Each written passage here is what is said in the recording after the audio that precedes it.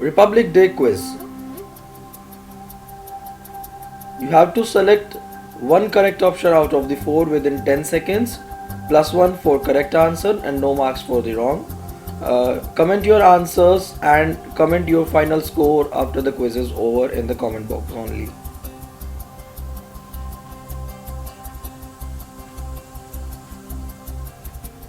गणतंत्र दिवस क्यों मनाया जाता है? आपके पास 10 सेकंड का समय है। अपना आंसर आप कमेंट बॉक्स में लिखिए और 10 सेकंड के बाद हम आपको बताएंगे कि करेक्ट आंसर है डी, यानी आज के दिन भारत का संविधान लागू हुआ था। यदि आपका उत्तर डी था तो आप अपने आप को +1 मार्क्स दे दीजिए और अगले प्रश्न का इंतजार। भारत का पहला गणतंत्र दिवस कब मनाया गया था? ऑप्शंस आपकी स्क्रीन पर हैं और उत्तर आप कमेंट बॉक्स में लिख सकते हैं। करेक्ट आंसर ए, यानी 26 जनवरी 1950, जिस दिन भारत के पहले राष्ट्रपति डॉक्टर राजेंद्र प्रसाद ने परेड की सलामी ली थी। सही उत्तर के लिए +1। अगला प्रश्न, भारतीय संविधान समिति ने भारतीय संविधान को कब अडॉप्ट किया था? ऑप्शंस आपकी स्क्रीन पर हैं और उत्तर आप कमेंट बॉक्स में लिख दें। करेक्ट आंसर है बी, यानी 26 नवंबर 1949।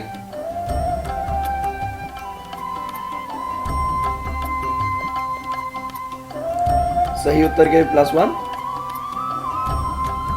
प्रश्न 4 है कि कॉन्स्टिट्यूएंट असेंबली के अध्यक्ष यानी चेयरमैन कौन थे? ऑप्शंस आपके सामने हैं और सही जवाब आपसे कुछ देर के बाद स्क्रीन पर बताया जाएगा। आप अपना जवाब कमेंट बॉक्स में लिख दीजिए। सही जवाब है बी, यानी डॉक्टर राजेंद्र प्रसाद, जो बाद में भारत के पहले राष्ट्रपति भी बने।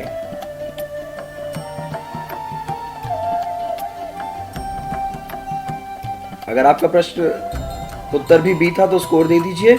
भारत के पहले उपराष्ट्रपति कौन थे? आपके सामने 4 ऑप्शंस हैं। सही जवाब आप कमेंट बॉक्स में लिख दीजिए और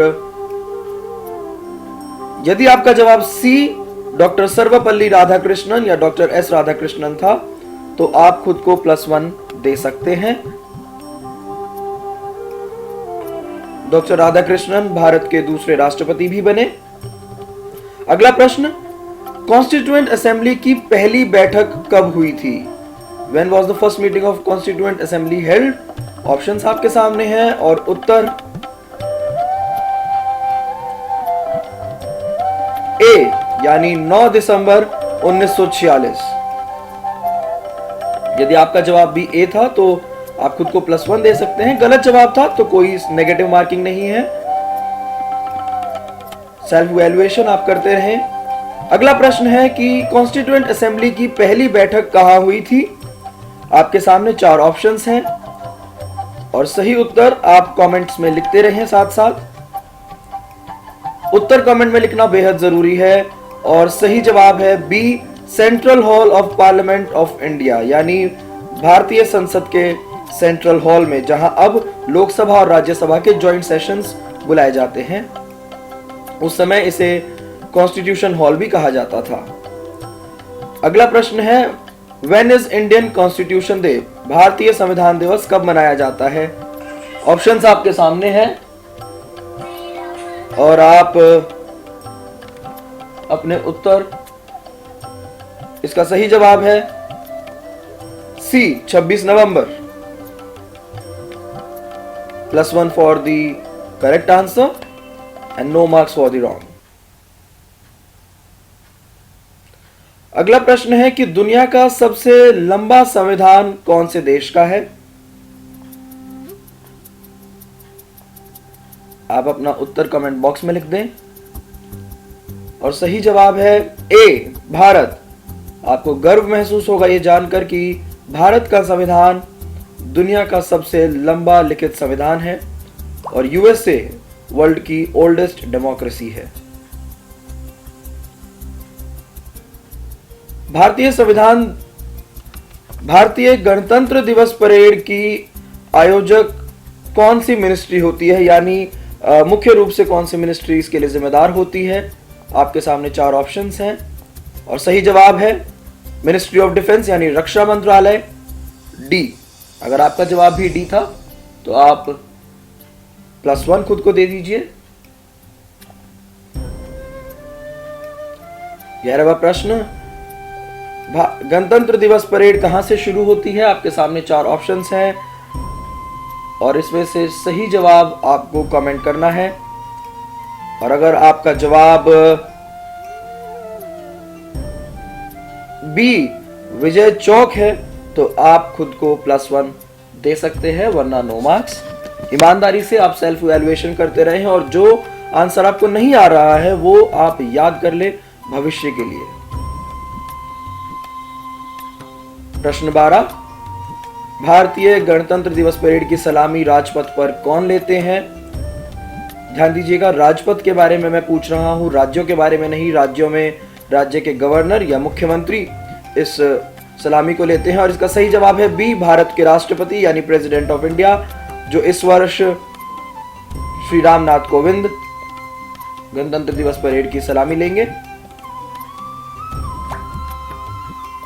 प्रश्न 13, परेड से पहले प्रधानमंत्री नरेंद्र मोदी किस मेमोरियल पर जाकर के शहीदों को श्रद्धांजलि देंगे? आपके सामने 4 ऑप्शन हैं और इसका सही जवाब आप कमेंट कर दीजिए। सही जवाब है सी, नेशनल वॉर मेमोरियल। मैं आपको बता दूं, अब से कुछ साल पहले तक भारत के प्रधानमंत्री इंडिया गेट पर अमर जवान ज्योति पर श्रद्धांजलि देते थे, लेकिन अब प्रधानमंत्री मोदी नेशनल वॉर मेमोरियल जाते हैं और वहां अपनी श्रद्धांजलि अर्पित करते हैं। ये प्रश्न है कि रिपब्लिक डे ईव यानी 25 जनवरी को कौन से अवार्ड्स की घोषणा की जाती है? आपके सामने ऑप्शंस हैं और सही जवाब आपको कमेंट करना है। ऑप्शन डी, यानी कि ये तमाम ऑप्शंस में जितने भी मेडल्स और पुरस्कार आप देख रहे हैं ये सभी 25 जनवरी यानी रिपब्लिक डे ईव पर घोषित किए जाते हैं। अगला प्रश्न, किस सिरेमनी या किस इवेंट के बाद रिपब्लिक डे सेलिब्रेशंस का जो है समापन माना जाता है? किस सिरेमनी को रिपब्लिक डे सेलिब्रेशंस का समापन माना जाता है? आपके सामने 4 ऑप्शंस हैं और सही उत्तर है सी, यानी बीटिंग रिट्रीट सेरेमनी, जो कि विजय चौक नई दिल्ली राष्ट्रपति भवन के पास होती है। इसके बाद रिपब्लिक डे सेलिब्रेशंस को कंप्लीट माना जाता है, समापन माना जाता है। प्रश्न है कि बीटिंग रिट्रीट सेरेमनी कब मनाई जाती है, यानी बीटिंग रिट्रीट सेरेमनी दिल्ली में कब आयोजित होती है? आपके सामने 4 ऑप्शंस हैं और सही उत्तर आप कमेंट कर दीजिए। सही उत्तर है डी, 29 जनवरी। अगर आपका उत्तर भी 29 जनवरी था तो आप खुद को +1 दे सकते हैं, अगर ऐसा नहीं था तो नो मार्क्स। अगले प्रश्न में आप बेहतर करने की कोशिश कीजिएगा। अगला प्रश्न है कि 2021 की गणतंत्र दिवस परेड में मुख्य अतिथि कौन है? आपके सामने 3 नाम हैं और एक चौथा ऑप्शन है कोई नहीं। आपको सही उत्तर कमेंट करना है। सही उत्तर है कोई नहीं, यानी नो वन। आपको बता दें कि ब्रिटेन के प्रधानमंत्री बोरिस जॉनसन को इस वर्ष बुलाया गया था मुख्य अतिथि के रूप में, लेकिन कोविड-19 के चलते वो नहीं आ रहे हैं और 5 दशकों के बाद ऐसा अवसर आया है जब कोई भी chief guest Republic day parade में नहीं होगा। कोविड की वजह से अब की बार बहुत चीजें बदली हैं। आपसे पूछा जा रहा है कि 2021 की रिपब्लिक डे परेड कितनी लंबी होगी? आपको बताना है कि 2021 की परेड, और सही उत्तर है ए, 3 किलोमीटर। आपको बता दूं कि 3.3 किलोमीटर के लगभग ये परेड रहने वाली है। अब की बार जो परेड पहले लाल किले तक जाती थी, अब की बार उस डिस्टेंस को कम किया गया है कोविड की वजह से। और अगला प्रश्न इसी से जुड़ा हुआ है कि 2021 की परेड का एंड पॉइंट क्या है? आपको बताना है कि अब की बार जो 2021 की परेड है वो कहां पर होल्ड होगी, और सही उत्तर डी, यानी नेशनल स्टेडियम। अमूमन 8-9 किलोमीटर की जो परेड होती थी अब वो केवल 3.3 किलोमीटर की होगी और विजय चौक से केवल नेशनल स्टेडियम तक ही जाएगी। अगला प्रश्न आपके सामने।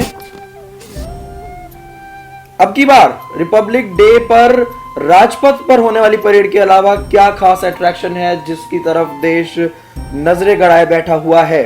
बहुत सरल प्रश्न है, आप खबरों में इसके बारे में बहुत सुन भी रहे होंगे और सही उत्तर है डी, किसान ट्रैक्टर रैली, जो कि आज आयोजित की जा रही है दिल्ली में, राजधानी दिल्ली में, और देश के कई अन्य हिस्सों में भी इसका आयोजन हो रहा है। प्रश्न 21 है कि भारतीय सेनाओं का सुप्रीम कमांडर किसे कहा जाता है? Who is the supreme commander of the Indian armed forces? आपके सामने 4 ऑप्शंस हैं, प्रधानमंत्री, राष्ट्रपति, डिफेंस मिनिस्टर या फिर चीफ ऑफ डिफेंस स्टाफ। और सही उत्तर बी, भारत के राष्ट्रपति श्री रामनाथ कोविंद इस वर्ष सलामी लेंगे रिपब्लिक डे परेड की, वो भारत के राष्ट्रपति हैं। और सही उत्तर बी। प्रश्न 22 है कि भारतीय सेनाओं के यानी आर्मी, नेवी और एयरफोर्स के चीफ्स को क्रमबद्ध तरीके से आपको अरेंज करना है। 3 नाम दिए गए हैं, admiral Karambir Singh, general MM Naravane, air chief marshal RKS Bhadauria. सही ऑर्डर C213, यानी आर्मी चीफ हैं जनरल नरवणे, नेवी चीफ है एडमिरल करमबीर सिंह और एयर चीफ मार्शल हैं आरकेएस भदौरिया। प्रश्न 23 है कि भारत के राष्ट्रीय ध्वज तिरंगे को किसने डिजाइन किया था? ये प्रश्न कुछ लोगों के लिए थोड़ा मुश्किल हो सकता है, लेकिन आप ट्राई जरूर कीजिएगा। कमेंट आप अपना आंसर जरूर करें, हमारी टीम बाद में इवैल्यूएट करेगी, तो आपके सभी आंसर्स जो है वो कमेंट्स में होने चाहिए, अलग अलग कमेंट में। और सही जवाब है ए, पिंगली वेंकैया। और सारे उत्तर आपको एक ही कमेंट में नहीं डालने हैं, हर प्रश्न का उत्तर अलग कमेंट में होना चाहिए, क्योंकि वो आपको उसी 10 सेकंड के ड्यूरेशन में देना है। प्रश्न 24 है कि भारत के राष्ट्रीय ध्वज को कब अडॉप्ट किया गया था? और सही उत्तर आप कमेंट कर दीजिए। इसका सही उत्तर है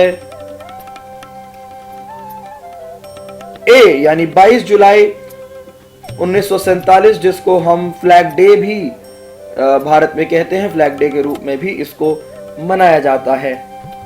इस दिन भारत के राष्ट्रीय ध्वज को अडॉप्ट किया गया था 22 जुलाई 1947। और बहुत इंपॉर्टेंट प्रश्न कि क्या आपने हमारे चैनल यूथ लुक को सब्सक्राइब किया है या नहीं? इसका उत्तर अगर बी है तो वो बहुत गलत बात है। आप चैनल को सब्सक्राइब कर दीजिए और इसके बाद आपका जो भी फाइनल स्कोर बना है, अब आप कमेंट बॉक्स में अपना फाइनल स्कोर लिख दीजिए। ईमानदारी के साथ हम मैच करेंगे कि क्या आपने जो अपना फाइनल स्कोर बताया है वो आपके नंबर ऑफ करेक्ट आंसर्स से मैच करता है या नहीं। और सभी प्रश्नों के ठीक जवाब देने वालों को पुरस्कृत किया जाएगा।